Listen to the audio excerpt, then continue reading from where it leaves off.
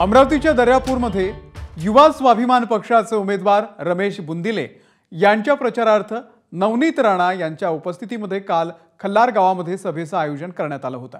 रात्री प्रचार सभा आटोपल्यानंतर नवनीत राणा घरी परतत असताना एका गटानं नवनीत राणा यांच्यावरती हल्ल्याचा प्रयत्न केला। खुर्च्यांची फेकाफेकी सुद्धा केली। त्यामुळे खल्लार गावामध्ये काहीसं तणावाचं वातावरण होतं। या प्रकरणामध्ये खल्लार पोलीस ठाण्यामध्ये 48 जणांवरती गुन्हे दाखल करण्यात आलेले आहेत। दरम्यान नवनीत राणा यांच्यासोबत बातचीत केलेली आहे आमच्या प्रतिनिधींनी। आपल्यासोबत माजी खासदार नवनीत राणा स्वतः आहे। काय झालं नेमकं रात्री आणि तुम्ही इशारा दिला होता की 10 वाजेपर्यंत जर हल्लेखोर अटक नाही झाली तर मी दर्यापुरात हिंदू संघटना सगळे येतील। खूप विचित्र प्रकार काल घडलं। शिवीगाळ करणं, माझ्यावर थुकण्याचा प्रयत्न केला आणि आमच्यावर धडाधड खुर्च्या फेकणं सुरू केलं। आमचे जिल्ह्याच्या अध्यक्षाला पूर्ण इथून फाडून टाकलं।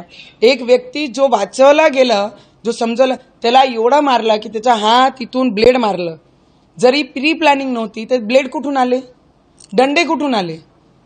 तर त्या हात पाहाला तर इथे ब्लेड मारलेला आहे, पायात दंडा मारलाय।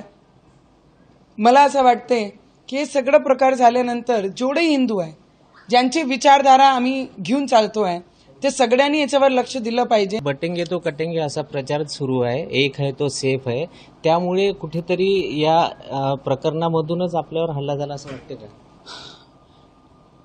त्यांचे जे लीडर आहे, जे ओबीसी येऊन संभाजीनगरमध्ये स्पष्ट धमकी देतात, असे बरेचसे लोक आहे जे त्यांचे बोलण्यात ते येऊन जातात आणि हे त्याचाच प्रकार आहे।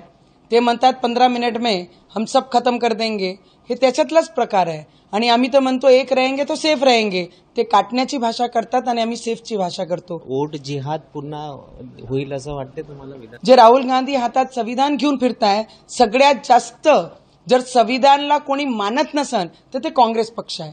कारण की काँग्रेस पक्ष जर मानत होती तर त्यांनी हा सगळे भाषा आणि जे त्यांचे धर्मगुरू आहे ते त्यांनी सगळे डिमांड ठेवले, त्याला डिमांडला अग्री केला त्यांनी। ते इथून स्पष्ट होते ती पोलरायझेशन, धर्माला बाटण्याचं काम जर या महाराष्ट्र आणि देशामध्ये कोणी करत आहे तर ते काँग्रेस करत आहे। या होत्या नवनीत राणा। कॅमेरामॅन अमोल देशमुखचा प्रणय निर्माण, एबीपी माझा, अमरावती।